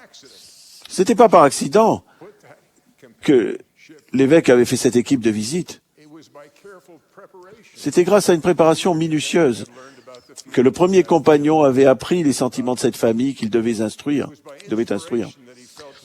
C'était par inspiration qu'il avait ressenti qu'il devait se mettre en retrait, faire confiance à un jeune inexpérimenté pour appeler des enfants de Dieu au repentir et à la sécurité. Je ne connais pas le résultat de leur visite, mais je sais qu'un évêque, un détenteur de la prêtrise Melchisédek et le Seigneur ont préparé un garçon à devenir un homme de la prêtrise et un évêque un jour. Bien sûr, de telles histoires de réussite dans la préparation dans la prêtrise sont courantes. Pour vous, compte tenu de ce que vous avez vu et de ce que vous avez connu dans votre vie, vous avez connu et avez été de tels évêques, compagnons et parents. Vous avez vu la main du Seigneur dans la préparation pour les devoirs de la prêtrise qu'il savait vous attendre. Nous tous dans la prêtrise avons l'obligation d'aider le Seigneur à en préparer d'autres. Il y a des choses d'une grande importance que nous pouvons faire, même plus fortes que utiliser des paroles dans nos enseignements. La manière dont nous vivons la doctrine sera bien plus puissante que nos paroles dans notre enseignement de la doctrine. Il est primordial, dans notre service dans la prêtrise, d'inviter les gens à aller au Christ, par la foi, le repentir, le baptême et le don du Saint-Esprit. Le président Monson, par exemple, a fait des sermons pour tourner le cœur vers tous ces points de doctrine. Mais ce que je sais de ce qu'il a fait avec les gens, les missionnaires et les amis de l'Église, quand il présidait la mission de Toronto, m'incite à agir. Dans la préparation à la prêtrise, l'exemple est plus important que les paroles. C'est pourquoi les Écritures sont si importantes pour nous préparer dans la prêtrise. Elles sont pleines d'exemples. Il me semble voir Alma suivre le commandement de l'ange et se dépêcher de retourner enseigner le peuple méchant d'Ammonia qu'il avait rejeté. Je peux ressentir le froid dans la cellule, quand Dieu dit au prophète Joseph de prendre courage, car il veille sur lui. Avec les images, cette écriture en tête, nous pouvons nous préparer à persévérer dans notre service quand cela semble difficile. Un père, un évêque ou un premier compagnon de visite au foyer qui montre qu'il fait confiance à un jeune détenteur de la prêtrise peut changer sa vie. Un membre du Collège des 12 a demandé un jour à mon père d'écrire un bref article sur la science et la religion. Mon père était un scientifique très connu et un fidèle détenteur de la prêtrise. Je me souviens encore du moment où il m'a tendu l'article qu'il avait écrit et m'a dit « Voilà, avant que j'envoie ça aux 12, je veux que tu le lises. Tu sauras si c'est juste. » Il avait 32 ans de plus que moi et était infiniment plus sage et plus intelligent que moi. Aujourd'hui encore, je suis fortifié par cette confiance donnée par un excellent père et détenteur de la prêtrise. Je savais qu'il n'avait pas placé sa confiance en moi, mais qu'il avait confiance que Dieu pouvait et allait me dire ce qui était vrai. Compagnons expérimentés, vous pouvez être une bénédiction pour un jeune détenteur de la prêtrise en cours de préparation. Chaque fois, vous pouvez lui témoigner de la confiance de cette manière. Cela l'aidera à faire confiance au sentiment subtil de l'inspiration quand il se manifestera et à placer un jour ses mains pour sceller la bénédiction pour la guérison d'un enfant que les médecins ont condamné. Cette confiance m'a aidé plus d'une fois. Notre réussite à en préparer d'autres dans la prêtrise sera fonction de l'amour que nous avons pour eux. Ce sera particulièrement vrai quand nous devrons les corriger. Pensez au moment où un détenteur de la prêtrise d'Aaron commet une erreur dans l'accomplissement d'une ordonnance.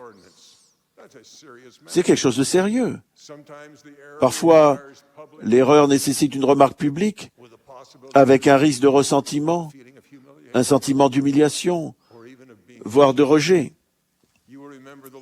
Vous vous souviendrez du conseil du Seigneur, réprimandant avec rigueur, en temps opportun, sous l'inspiration du Saint-Esprit, et faisant preuve ensuite d'un redoublement d'amour envers celui que tu as réprimandé, de peur qu'il ne te considère comme son ennemi.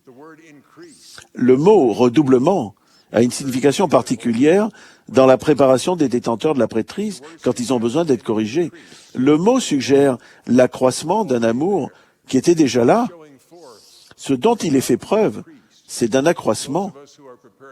Ceux d'entre nous qui préparent des détenteurs de la prêtrise les verront certainement commettre des erreurs. Avant que vous ne leur fassiez de remarques, ils devront être assurés de votre amour. Ils devront avoir entendu vos louanges sincères avant d'accepter votre remarque.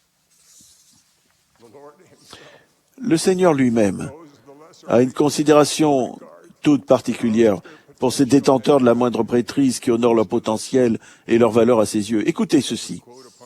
À vous, mes compagnons de service, au nom du Messie, je confère la prêtrise d'Aaron, qui détient les clés du ministère d'ange, de l'évangile de repentir et du baptême par immersion pour la rémission des péchés.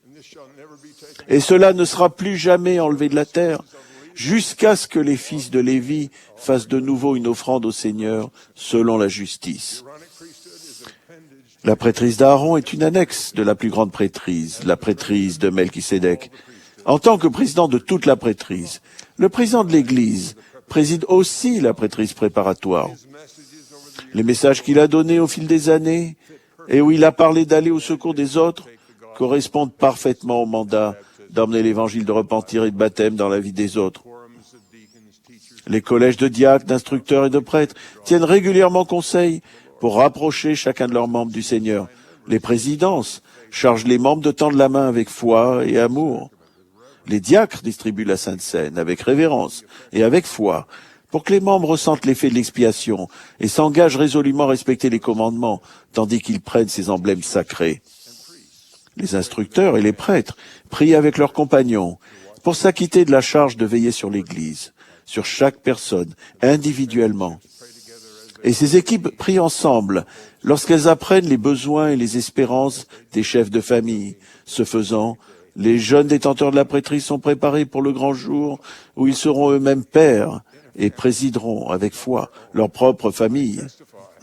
Je témoigne que toutes les personnes qui servent ensemble dans la prêtrise préparent un peuple à la venue du Seigneur dans son Église. Dieu le Père vit. Je sais que Jésus est le Christ et qu'il nous aime. Le président Thomas S. Monson est le prophète vivant du Seigneur. J'en témoigne au nom sacré de Jésus-Christ. Amen.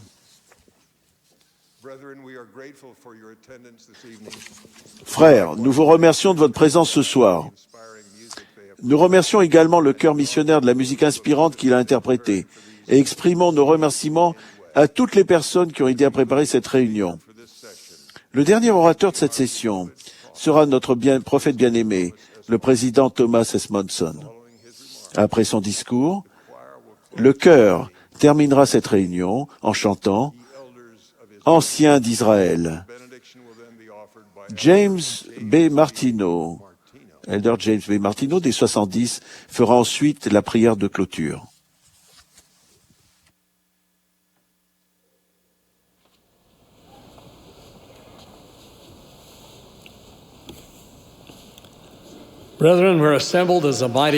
Mes frères, nous qui sommes assemblés au centre de conférence et dans le monde entier, nous formons un groupe impressionnant de détenteurs de la prêtrise. Je suis honoré, je me sens bien petit devant ma responsabilité de vous adresser quelques remarques. Je prie pour que l'Esprit du Seigneur soit avec moi pendant que je le fais. Il y a 75 ans, le 14 février 1939, on célébrait une fête publique à Hambourg, en Allemagne. Au milieu des discours pleins de ferveur, des acclamations de la foule et des hymnes patriotiques, on a mis à l'eau dans l'Elbe, le nouveau navire de guerre, le Bismarck. Ce navire le plus puissant en service est un spectacle impressionnant d'armement et de technologie. La construction avait nécessité plus de 57 000 plans pour les canons de 406 mm montés sur triple tourelle et contrôlés par radar. Le navire comportait 45 000 km de câbles électriques. 35 000 tonnes de blindage assuraient une sécurité maximale. Majestueux, gigantesque, doté d'une puissance de feu redoutable, le colosse était tenu pour insubmersible. Le rendez-vous du Bismarck avec son destin a eu lieu 2 ans plus tard, le 24 mai 1941, quand les 2 plus puissants navires de guerre de la marine britannique, le Prince of Wales et le Hood, ont engagé la bataille contre lui et le croiseur allemand Prinz Eugen. En 4 minutes, le Bismarck a envoyé le Hood dans les profondeurs de l'Atlantique, avec son équipage de 1419 hommes, à l'exception de 3. L'autre vaisseau britannique, le Prince of Wales, a subi de lourds dommages et a fait demi-tour. 3 jours plus tard, le combat a de nouveau été engagé contre le Bismarck, cette fois par 4 navires de guerre britanniques. En tout, les Britanniques ont concentré la force de 8 cuirassés, 2 porte-avions, 11 croiseurs et 21 destroyers pour trouver le Bismarck et le couler. Au cours de cette bataille, les obus n'ont réussi à infliger que des dommages superficiels au Bismarck. Était-il vraiment insubmersible? Puis une torpille a fait mouche, bloquant le gouvernail. Les tentatives de réparation ont été vaines. Ses canons armés et son équipage aux ordres, le Bismarck pouvait seulement décrire un cercle, lent et majestueux. La puissante aviation allemande était pourtant à peine hors de portée. La sécurité du port était toute proche. Aucune des deux ne pouvait offrir le refuge nécessaire, car le Bismarck avait perdu la capacité de suivre un cap. Pas de gouvernail, pas d'aide, pas de port. La fin approchait. Les canons britanniques ont fait feu, tandis que l'équipage allemand s'abordait et coulait le navire qui avait paru indestructible. Les vagues de l'Atlantique ont d'abord léché ses flancs, puis elles ont englouti la fierté de la marine allemande. Le Bismarck n'était plus. Comme le Bismarck, chacun de nous est un miracle d'ingénierie. Mais ce n'est pas le génie humain limité qui nous a créés. L'homme peut concevoir les machines les plus complexes, mais il ne peut leur donner vie ni les doter de pouvoir de raisonnement et de jugement. Ces dons sont divins. Seul Dieu peut les accorder. Mes frères, il nous a été donné un moyen, semblable au gouvernail vital d'un navire, de déterminer la direction que nous prenons. Le phare du Seigneur nous guide tous, tandis que nous naviguons sur les mers de la vie. Notre objectif est de suivre un cap immuable vers le but que nous désirons atteindre, qui est le royaume céleste de Dieu. Un homme sans objectif est semblable à un navire sans gouvernail qui n'a aucune chance de rentrer à son port d'attache. Le signal nous est donné. Fixez votre cap, hissez votre voile, positionnez votre gouvernail et avancez. Il en est de l'homme comme du Bismarck. La poussée des turbines et la puissance des hélices sont inutiles sans cette direction. Cette mobilisation d'énergie, cette canalisation de la force que permet le gouvernail, invisible, relativement petit, mais absolument essentiel. Notre Père a donné le soleil, la lune et les étoiles, des galaxies célestes pour guider les marins sur les routes maritimes. À nous qui avançons sur le chemin de la vie, il donne une carte claire et montre le chemin menant à la destination que nous désirons atteindre. Il nous lance cet avertissement: prenez garde aux déviations et aux pièges. Nous ne pouvons pas nous laisser tromper par les gens qui voudraient nous égarer, par ces charmeurs astucieux qui veulent nous entraîner à pécher, ici ou là. Au contraire, nous nous arrêtons pour prier. Nous écoutons le murmure doux et léger qui transmet au plus profond de notre âme la douce invitation du Maître. Viens et suis-moi. Pourtant, il en est qui n'écoutent pas, qui ne veulent pas obéir, qui préfèrent suivre leur propre chemin. Trop souvent, ils succombent aux tentations qui nous entourent tous et qui peuvent paraître si attrayantes. Nous, détenteurs de la prêtrise, avons été placés sur la terre en des temps troublés. Nous vivons dans un monde complexe, parcouru de toutes parts par des courants conflictuels. Des machinations politiques mettent à mal la stabilité des pays. Des despotes se saisissent du pouvoir. Des couches de la société semblent à jamais opprimées, privées de possibilités, abandonnées à un sentiment d'échec. Les sophismes des hommes résonnent à nos oreilles et le péché nous entoure. Nous avons la responsabilité d'être dignes de toutes les magnifiques bénédictions que notre Père Céleste a en réserve pour nous. Où que nous allions, notre prêtrise nous accompagne. Nous tenons-nous en des lieux saints?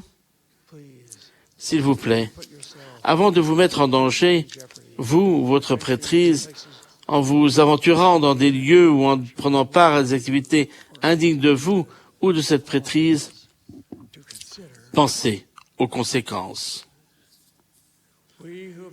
Nous, qui avons été ordonnés à la prêtrise de Dieu, pouvons faire changer les choses.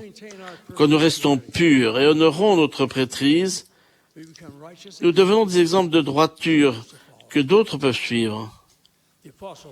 L'apôtre Paul a lancé cette exhortation: sois un modèle pour les fidèles, en parole, en conduite, en charité, en foi et en pureté. Il a aussi écrit que les disciples du Christ devaient être comme des flambeaux dans le monde. L'exemple de droiture que nous donnons peut aider à illuminer un monde de plus en plus sombre. Beaucoup d'entre vous se rappelleront Edmond Tanner, qui était conseiller de 4 présidents de l'Église. Il a donné un exemple invariable de droiture tout au long de sa carrière dans l'industrie, pendant son service au gouvernement du Canada et comme apôtre de Jésus-Christ. Il nous a donné ce conseil inspiré. Je cite: « Rien ne vous apportera de plus grande joie et de plus grande réussite que de vivre conformément aux enseignements de l'Évangile. Soyez un exemple. » Soyez une influence bénéfique. Fin de citation. Il a ensuite dit, chacun de nous a été préordonné pour accomplir une œuvre comme serviteur choisi de Dieu, à qui il a jugé bon de conférer la prêtrise et le pouvoir d'agir en son nom. N'oubliez jamais que les gens attendent de vous que vous les guidiez, que vous influenciez la vie de gens en bien ou en mal, et que cette influence s'exercera pendant des générations. Fin de citation. Nous sommes fortifiés par la vérité que la plus grande force au monde aujourd'hui est le pouvoir de Dieu qui s'exerce à travers l'homme. Pour avancer sans danger sur les mers de la condition mortelle, nous devons être guidés par le grand marin éternel, le grand Jéhovah. Nous levons la tête et tendons la main pour recevoir l'aide divine. Caïn, le fils d'Adam et Ève, est bien connu pour n'avoir pas levé la tête. Doté d'un grand potentiel mais manquant de volonté, Caïn a permis à la convoitise, à l'envie, à la désobéissance et même au meurtre de bloquer ce gouvernail personnel qui l'aurait guidé vers la sécurité et l'exaltation. Les yeux fixés vers le bas au lieu de regarder vers le haut, Caïn est tombé. À une autre époque, un serviteur de Dieu a été mis à l'épreuve par un roi inique. Grâce à l'inspiration des cieux, Daniel a interprété pour le roi l'inscription sur le mur. Concernant les récompenses promises, un vêtement royal, un collier d'or et le pouvoir politique, Daniel a dit, « Garde tes dons et accorde à un autre tes présents. » Il avait été promis à Daniel de grandes richesses et du pouvoir, des récompenses représentant les choses du monde et non celles de Dieu. Daniel a résisté et est resté fidèle. Plus tard, quand Daniel a adoré Dieu en dépit d'un décret interdisant de le faire, il a été jeté dans une fosse aux lions. Le récit biblique rapporte que le lendemain matin, je cite, « Daniel fut retiré de la fosse et que l'on ne trouva sur lui aucune blessure parce qu'il avait eu confiance en Dieu. » Fin de citation.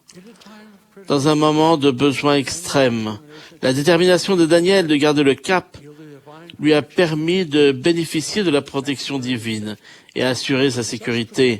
Cette protection et cette sécurité peuvent être nôtres si nous gardons nous aussi le cap vers notre foyer éternel. L'horloge de l'histoire, comme le sable du sablier, indique le passage du temps. Une nouvelle troupe de comédiens occupe la scène de la vie. Les problèmes de notre époque surgissent, inquiétants devant nous. Tout au long de l'histoire du monde, Satan a travaillé sans relâche à la destruction des disciples du Sauveur. Comme le puissant Bismarck, si nous succombons à ces persuasions, nous perdrons ce gouvernail qui peut nous amener à bon port. Au lieu de cela, aux prises avec une vie moderne compliquée, nous nous tournons vers Dieu pour être guidés de manière infaillible afin de choisir et suivre le bon cap. Notre Père céleste ne laissera pas sans réponse notre supplique sincère. Si nous recherchons l'aide divine, notre gouvernail, contrairement à celui du Bismarck, ne nous fera pas défaut. Dans notre voyage personnel, puissions-nous naviguer en sécurité sur les eaux de la vie. Puissions-nous avoir le courage de Daniel pour rester fermes et fidèles en dépit du péché et de la tentation qui nous entoure. Puisse notre témoignage être aussi profond et aussi fort que celui de Jacob, le frère de Néphi, qui, lorsqu'il était confronté à quelqu'un qui cherchait par tous les moyens possibles à détruire sa foi, a déclaré « Je ne pouvais être ébranlé ». Mes frères, guidés par le gouvernail de la foi, nous trouverons nous aussi le chemin pour rentrer chez nous en toute sécurité auprès de Dieu, pour demeurer avec lui éternellement. Je prie pour qu'il en soit ainsi pour chacun de nous. Au nom sacré de Jésus-Christ, notre Sauveur et Rédempteur. Amen.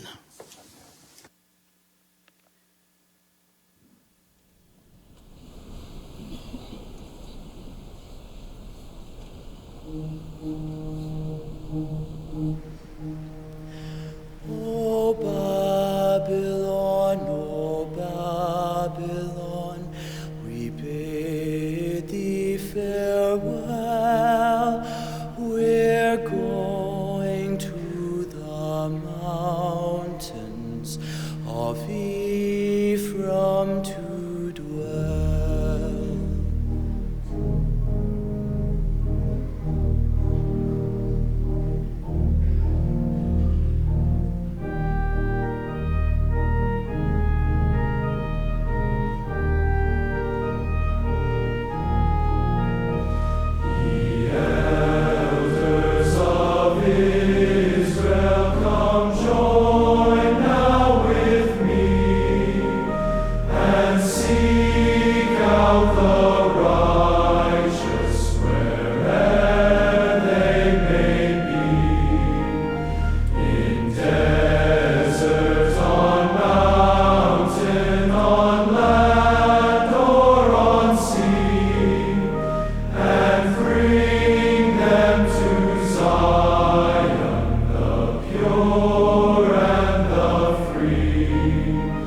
O Babylon,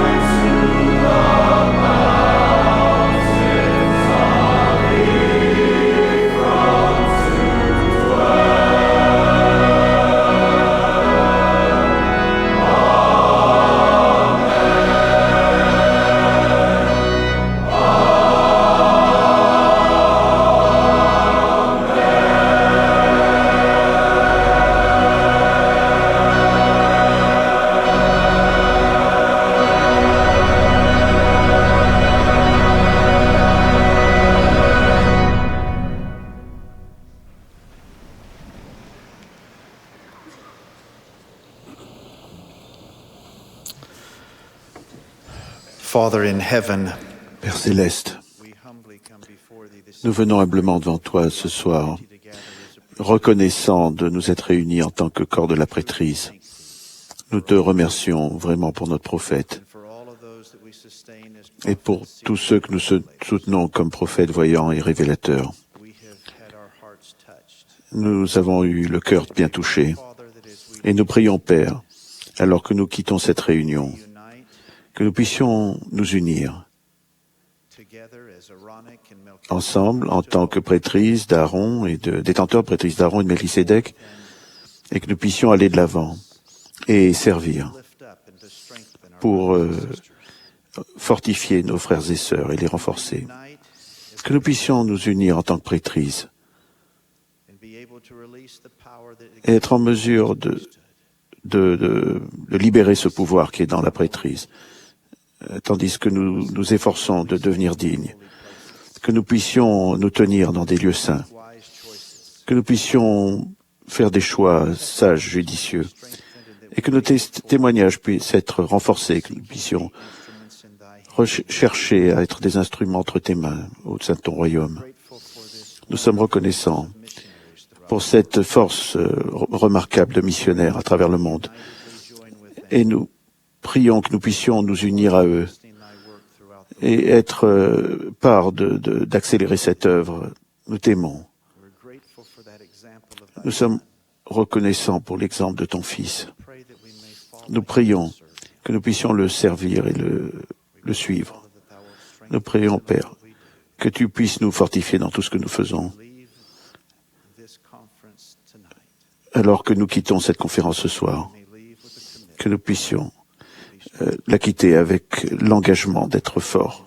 Et c'est notre prière au nom de Jésus-Christ. Amen.